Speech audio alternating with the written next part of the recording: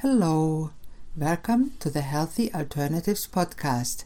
I am Dr. Christine Sauer with DocChristine.com. Today's show is a recording of my radio show of the same name. Enjoy! Hi folks, it's Dr. Christine, and today I'm really excited to be with Sian Young. Do I pronounce it right?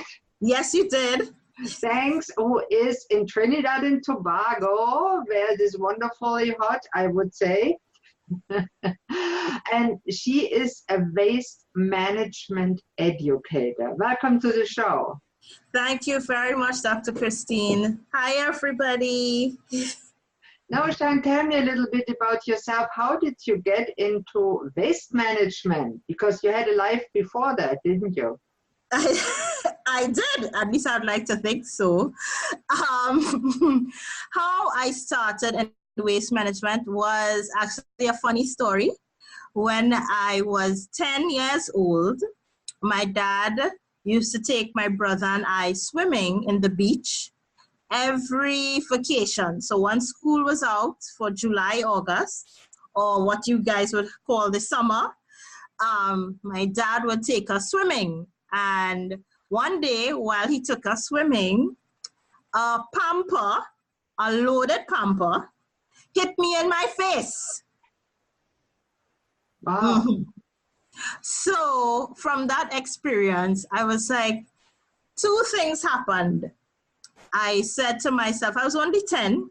So I said, how nasty could people be that they would bring their children to the beach and not clean up after themselves? That's one. And two, I wanted to do something about it. You know, even at 10, I didn't know exactly what. Of course, I had to pick it up and go and put it in the garbage. Yeah. But even at 10, I knew that I wanted to do something about it. Fast forward 20 years, 27 years, and here I am. That is wonderful. Now, you were an educator, or you still are a teacher. What are you teaching, or did you teach before you went into waste teaching?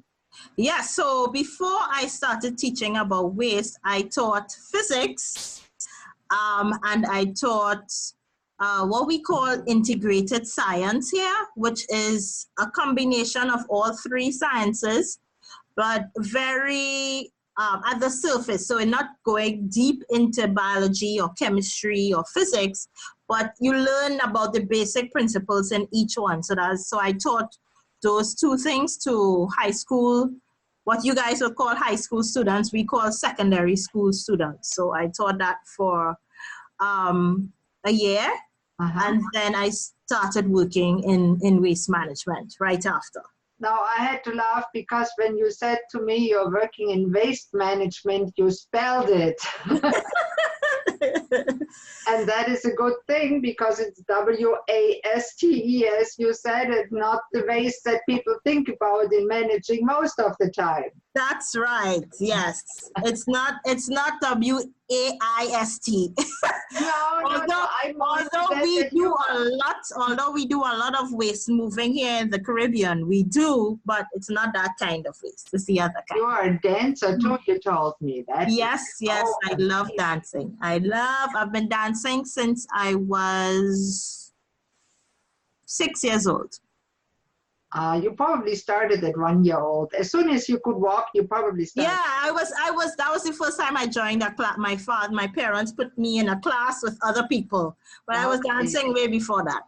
Lovely, and you danced pretty much anything, and then you had your children and you stopped. And I stopped.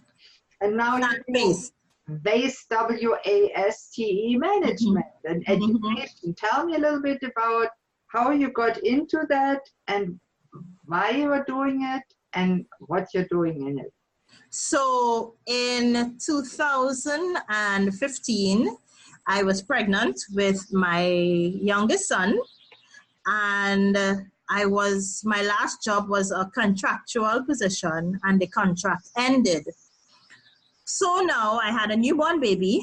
I was at home. I was trying to figure out what to do next. I started applying for a number of jobs, didn't get any. Then my husband says to me, you know you could start your own business, right? And I said, no, I can't. And I continued applying to jobs, didn't get any. But then, one day while I was at home with my son, I realized that nature and the environment has always been a part of my life. And because I had the experience of working with our state waste company for a long time, and really feeling like we were doing a lot of the same things and nothing was changing, I felt that I wanted to be different, to be a different voice, to really teach people from the ground up what they need to do. Scientific background, you're the perfect person to do so. Right. And I have my science background, and I used to work in the field. So with that nice hodgepodge of mix of qualifications and experience and traveling and seeing what's happening in other parts of the world, that's when I formed Sian Environmental Services Limited, which is the name of my company here in Trinidad and Tobago. We do work with, as I tell people, I'm based in Trinidad. It doesn't mean that I only work in Trinidad. And I have some goals to work outside of the country as well. So I'm all about forging connections and making things happen. But I felt it necessary because a lot of people they didn't know what to do. They didn't know who was taking what material. They still don't. So I'm really what I decided to do is take a step back and to really start over at the beginning in terms of what I teach, how I teach people. So one of the things I want people to look at is look at what you throw away. Yeah. What is ending up in your garbage right now? Can these items go somewhere else other than in your garbage? So those are the basic things that I want to start over with teaching people, because I realize people still ask me all the time, Sian, I want to recycle my glass bottles, but I don't know who takes that. Or I want to start collecting. I want to learn how to compost, but I don't know where to start. Right. So that's where I decided to take a step back, because I had gone forward, but I realized that there was still a lot of basic things that people didn't know. So it's still the case, because the environment has been neglected for many, many years, and it's just now turning into a global movement, especially where the young people come up and say, hey, what world are you leaving us with? Exactly. And a lot of young people, I've had the pleasure of working with a number of young people, and that's what they say. What kind of world would we be left with after you adults, crazy people, destroy the planet? What are we going to be left with? And and they're very right to ask themselves that question. But I also tell them, ask yourself, what can I do to be part of the solution? And that's all we can do. We can start with our own garbage. Yep. And let me ask you what you're doing in Trinidad and Tobago. It's a relatively small island down there in the Caribbean. Yes. What was the problem with the environment in Trinidad and Tobago, and what are they trying to do to improve it? Well, because we're very small, we're the southernmost island in the Caribbean, so we're actually very close to Venezuela. Uh-huh. If you're a strong swimmer, you could swim between us and Venezuela. Wow. Right? But because we have very warm, the Caribbean Sea surrounds us, and the Caribbean Sea is very nice and warm. So some of the statistics that I've seen is that although we contribute only 0.1% of greenhouse gases from the entire Caribbean, I'm talking about. Okay. We feel the brunt of the effects of climate change the most. So the hurricanes, the tropical storms, we have extreme flooding events, We just actually had one here in Trinidad and Tobago. People lost everything. So with that, we now have to look at how are we adding to the problem. We have a huge issue with waste here. Recycling is voluntary, it's not mandatory, so everybody in the country does not have to recycle. But I try to encourage everybody to do it, whereas in other parts of the world, you have to. It's law, right? Mm-hmm. So where I live in Canada, in Eastern Canada, we started a few years back to recycle and to sort the garbage. Exactly. But that alone is another problem, because when you try to recycle plastic, it goes in a big plastic bag. And what they did is export it to some third world countries that got tired of all the Canadian plastic. And now we don't know what to do with our plastic that they sent back. Exactly. So, and there are a lot of problems with production. So there are some bigger picture and big ticket things. Yeah. So production, what are we producing? Does it have to be out of plastic? Can it be out of a different material? Can I use the plastic into my process so I don't waste anything? Right. All of these questions are some of the bigger picture things that we have to look at as well. We have to look at what we consume, how we consume it. Can we make alternative choices? What are the choices that we can make? What are we don't have a lot of things that are available to us here in Trinidad and Tobago.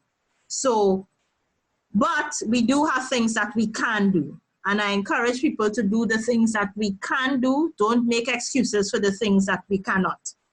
And until our government and the big players put the legislation in place and put the policies in place, we will get there, but it has to start somewhere. Do the things that we can do, and then eventually the other things that we can't will fall into place. I try to be everywhere, so which is sometimes physically impossible. Absolutely. But I try to have as much conversation with as many different kinds of people as possible. So talk to people in agriculture, talk to people in manufacturing, talk to people in radio, talk to people, on in the chambers of commerce and other businesses, so to really have the conversation, and to each one of those sections or sectors, my conversation is going to be different. So I have to speak the language that they understand, and that they will say, hey, right, that makes sense. Let us do this. So, because a lot of time we think that the same broad brush can paint every picture, but it can't. So we have to understand that even in our own work, that we have to meet people where they are. And I think a lot of people relate to me because you and I could talk, Christine, and then I could talk to a minister, and then I could talk to the prime minister, so it is knowing how to change the conversation to meet whoever I'm speaking to. Exactly. So that they understand where I'm sitting from and what needs to be done at their level. And that's amazing that you can do it. And in the end, we are all the same. Yes. We are all the same. We all want to eat and drink and do the opposite. And we all produce waste. Yes. Some of it organic and some of it can't be recycled. Exactly. Now, what do you recommend that people start with? Or I know you have children. How did you teach them? And what did you teach them first and second? Well, the first thing I thought I taught my children was why they should not litter. Why must we clean up after ourselves? Okay, so we just played with all our toys. We are now going to pick up after ourselves, and we're going to put the toys away. So we're not going to leave the toys all over. So I taught them the importance of cleaning up after themselves. Very good. Right? Yeah. The second thing, because they're 6 and 4, I try not to be too heavy. I try to have fun. The second thing I taught them is about, and well, not in this order, but the second thing that I taught them was about what is recycling.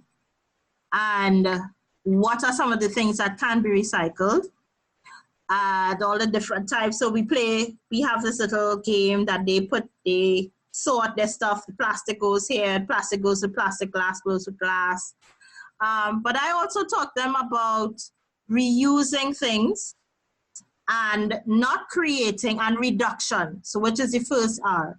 So I taught them about, if we don't have to use so much, we shouldn't need to use so much. Let's use exactly what we need and not more than that, right? Good. Or if mommy's giving you the juice today in the bottle, can you put water in the bottle tomorrow? Things like that. And then, of course, about recycling and what can be recycled. Because I think the first place we have to start is reduction and reducing. We don't have to generate all of this waste that we currently, if we really think about it, where our consumption is our issue, and we want more, and we want more, and we want more. We want it now. So, when you really sit and think about it, do you really need all of that? Do you need it? And even going back, why does a flash drive have to be this small in a package that's this big? Exactly. And why does it have to be a plastic package? And why does it have to be a plastic package in the first place? So all of these things, we have to change the conversation, change the narrative, and get people to think about things a little bit differently. So with my children, we play lots of games, we have fun. Yeah, they run up and down. Yeah, they have a time. And it's interesting because I don't know if it's in Trinidad, but I know in the US and still in Canada, we use plastic shopping bags a lot. Yes, we do too. And they are being phased out in Canada. Yep. This is in a way a good thing, but on the other hand, our recycling program requires us to put the paper garbage in a plastic shopping bag. So what are we going to do there? Yeah. They haven't thought about that yet. Exactly. Yeah. Sometimes we put, as we say here at home, we put the cart before the horse. Right. So I think they're trying to do something good, but it hasn't been. Yeah, but they didn't really completely think it through. Yeah. So even here too, we use a lot of plastic shopping bags. And that is something that one of our shopping chains tried to change, but I see that they've reintroduced it. So because the customers want their bags and they get reused as garbage bags. So if there's no plastic shopping bags, do we have to buy plastic bags for use as garbage bags, or what do we do? Yeah, so I want to have a chat with them to see really why that decision was made and what else can we do, what else can be of benefit to them. Yeah. Because I know big business is big business. Yeah. But at the end of the day, we can't continue to do business as usual. No. The way we do business has to change. So I would still say most plastic shopping bags can be replaced with paper shopping bags, which are with paper, or of course let people bring their reusable shopping bags with them. Yeah, that's true. Very true. Mm-hmm. Because when my mother was growing up, she said that they did a lot of that. They didn't really have, in her time, there wasn't all of this plastic that there is now. Yeah. You would go, if you're going to the market, you'll go with your market bag. If you're going to the grocery, you'll have your bag for groceries. Yeah, and a little basket for we did it then, but why can't we do it now? Exactly.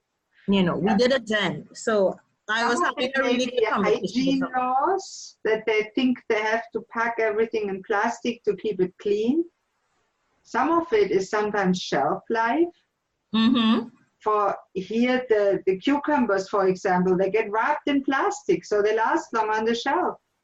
Yeah, but I joined a campaign called Naked Fruit, and we have really been, and that includes vegetables. Yeah. We have been trying to get the grocery chains to leave the fruits and veggies naked, as in not wrapped in plastic. You don't need to wrap the head of the pineapple in plastic. No. You don't need to wrap the potatoes in plastic. You don't need to wrap the cucumbers in plastic.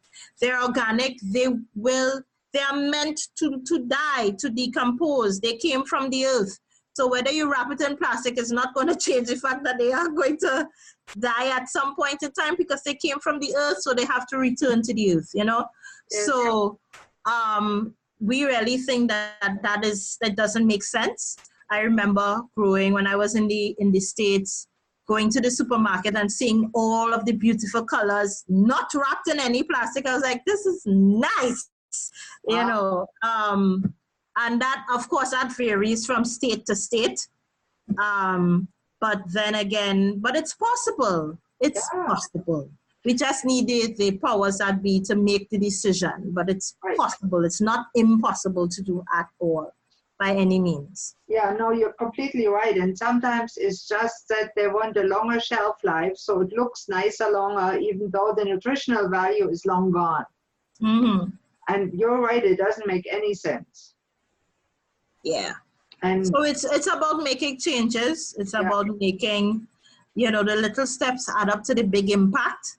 Yeah. You know, I always tell people there's this saying that it's just one plastic bottle said 6 billion people. Yeah. And if each one of us realizes that all of our bottles add up, and that is what causes the problem, then we too can be a part of the solution. Yes, and it's a big problem also with the microplastics in the fish and the marine. Exactly. And I eat fish. So the UN has said that if we don't curb our waste practices by the year 2050, there'll be more plastic in the ocean than fish. And that's a huge problem for me because I depend on fish for my protein. Yeah, yes, I have eggs. Yes, I have peas and beans. But come on. Yeah. I don't want when I try to cut fish, I'm seeing plastic inside. And but that's a reality. Here in Canada, East Coast, we eat fish and seafood a lot. And it's more and more plastic. And that's what curbed some initiatives here too. And I love it. And it has to go in every country. Yes, every country. We're islands. We're surrounded by water. You know, so us on one earth, it's one planet. We can't multiply it. That's right. Mm-hmm. So tell me a little bit. We have one planet Earth. How just the one. We haven't found. The scientists were saying is that they were trying to see if we could survive on Mars, but they have not gotten there yet. We can't all go and live on this. So we have one planet Earth. One. Maybe, yeah. Mm-hmm. You got it. Now let me know, before we close the show, when we come to the end, how can people that listen to that and says, hey, she's really smart, I want to contact her, I want to learn more from her. How can they contact you? How can they find you? So I am on social media. I am on Facebook as myself, SIANCUFFY-Young, or you can look for the name of the company. Just type in SIE as in echo, L as in lamp, TT on Facebook, on Instagram. I am on Look For Me by Name on LinkedIn, so we could always connect on LinkedIn. And my email address, and of course, Christine will probably put it up so that you guys can see. All the links. I put up all the links, and even under this YouTube video will go the link. Right, and I also have, and just for your viewing pleasure, I do have a YouTube channel. Hey. It's in my, some of the videos are in our local dialect, because we speak English, but we do have a local dialect here. But it's fun to look at. So, but I can be reached on Facebook, Instagram, LinkedIn. Dr. Christine is going to put up my email address, so you can reach me via email. Send me your questions. I look forward to working with as many of you guys, as many of your companies or your organizations as possible to really get waste to where it needs to be. Even in your school programs as well, because I have really great ideas. And as I said, I'm rolling out our literacy program, that our books and stuff, and bring a different Caribbean perspective into how you You're teach writing a about book waste. for children about waste. Yes, it's part one of a series of books and activities that will be coming out. I am super excited about that. So next year things are going to be rolling out. So we're really finalizing the details this year, and next year we're going to start rolling things out. I am so excited. I already have my mini focus group, which is my children. Yes, absolutely. So they are going to, audience and focus. Yeah, they give me their opinion. Contact me, let me know when the book is out, and I will. And talk all about that and how to do it with children. I will, and the book will be available for purchase too, so people can buy the books. So that will be so exciting, because we need books like that for the kids that they can understand, and that helps them understand the environment and react in a way that is appropriate. And as you said, to start somewhere. Exactly, and as I tell them, they are the environmental superheroes. They are the ones that can make the difference. Yes, they are. Because the kids are our future. Thank you so much for being on the show, Sian. It was a pleasure to have you on, and it's so exciting to talk about garbage. Thank you, Dr. Christine. As I tell people, waste is sexy. Waste is sexy to me.